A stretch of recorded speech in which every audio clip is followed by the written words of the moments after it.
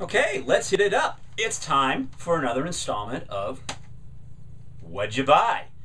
Let's go see what happened. I made a trip down south from here in northern Colorado to an amazing record store called, actually it's a bookstore too, called Black and Red. One of the best stores in the mountain regions. Always walk away with amazing finds, and particularly with vinyl.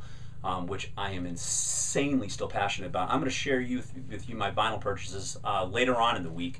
But for now, let's walk through some of the stuff that I snagged on CD. One is a CD that I kind of have misplaced. If you only saw my collection and how it is organized, I am completely unable. I cannot find this album, and I listen to it all the time. It is by a band called Sugarplastic from the LA power pop scene of the mid-late 90s. They released an album, sadly only one album, on Geffen. There's other stuff available out there that you need to find if you're into XTC. They are one of the best XTC inspired bands that you will ever hear, guaranteed. This is the album that you want to find. There's other stuff out there. If you're going to begin with this band, begin with the self-titled CD on Geffen by Sugarplastic. This is a promo and not the cover though, however. That's why it only cost me $1. Another one from a very favorite band of mine called Rich Kids. This one, however, is called Burning Sounds. Rich Kids released one record called Ghost of Princes in Towers, and I think it was in 1980, produced by Mick Ronson, and it featured Glen Matlock from, you know who? The Sex Pistols. Glen Matlock just has his way about writing a pop hook, period. He wrote those songs in the Sex Pistols. Those melodies that we like chomp on continually, will to the day we die, are as a result of Glen Matlock, who was ignominiously kicked out of the band. But he went on to form this great band, so our gain.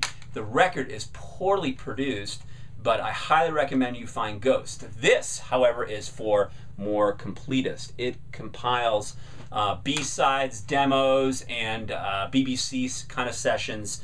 Outstanding songs. I think there's 21 songs on this. I had this years ago, and again, misplaced it. I think we might have a recurring theme here. We'll see how it goes. This is the find that I'm really, really geeked about. I have not listened to this yet, but you know what? It has my unconditional love already. It is called Florida Funk, funk from the 45s of the Alligator State, and it features a whole bunch of tracks from 1968 to 1975 of wickedly obscure funk bands from Florida. Only Florida.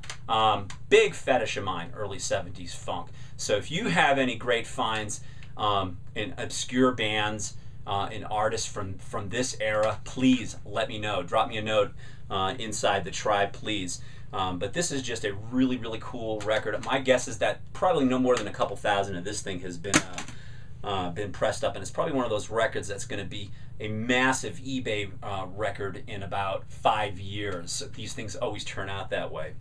The last one that I'll share with you is a compilation from a band from the 70s called Montrose, which is basically Ronnie Montrose, whose debut 1973 album, self-titled, called Montrose, You Need to Own. And it was just reissued by a German label called Rock Candy. It's pretty expensive. You can find a domestic one for about $10 here if you got. The sound's kind of flat.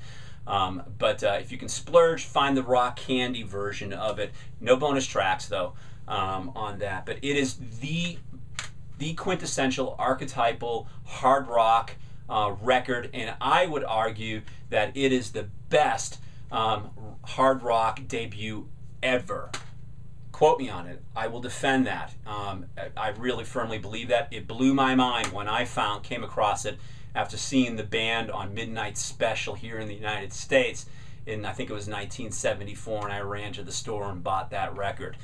This, however, is just a compilation on Warner Brothers of all their 70s output. It's a little flawed, but it has a lot of great tunes that appeared on subsequent records that were pretty weak, arguably, but still some amazing tracks and all of that. And the last thing I want to share with you real quickly is one vinyl. I'm cheating here. I said I was going to do that later on, but is something from here in Colorado, and it's called Rocky Mountain Low. It's a 2-album set that also features a CD of punk bands from the Colorado scene of the late 70s. And if you know me, and you'll get to know me here in the coming months, here in the tribe, this is me. I just lived and breathed this stuff as a kid in the 70s, and the reason why I had to own this record was just for the picture on the back cover. If you can see this right now, that was my life in the late 70s, going to clubs like that and seeing punk bands inside the clubs of Boston. That is what I lived. If you could only see the pictures of the hairstyles and the sunglasses and the t-shirts that they're wearing here. But every single one of these bands I've never heard of. And it's awesome. I mean, this is what I live for. And this is why we dig through bins and go to record stores, is to support the idea, the concept, the process of finding these kinds of records. So whatever you do, please share with us what you're finding on your trips in your local communities, or when you're hitting the road here this summer. Let us know what you're buying. Share it here. We want to know, what did you buy? So get into the tribe here and start letting us know what is rocking your world.